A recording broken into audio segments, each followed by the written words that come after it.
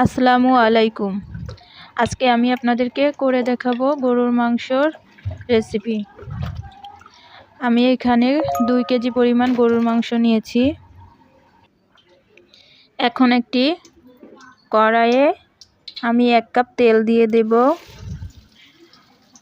তেল গরম হয়ে গেলে দিয়ে দেব 1 কাপের বেশি পেঁয়াজ কুচি। পেঁয়াজ কুচি একটু বেশি দেব, এতে গরুর মাংসর স্বাদটা অনেক বেশি পরিমাণে বেড়ে যাবে। এখন আমি দিয়ে দেব এর মধ্যে কয়েকটা এলাচ, দারুচিনি, তেজপাতা দেওয়া হয়ে গেলে আমি পেঁয়াজগুলোকে ভালোভাবে নেড়েচেড়ে লাল লাল করে ভাজা করে নেব। পেঁয়াজ ভাজা হয়ে গেলে এর মধ্যে আমি দিয়ে দেব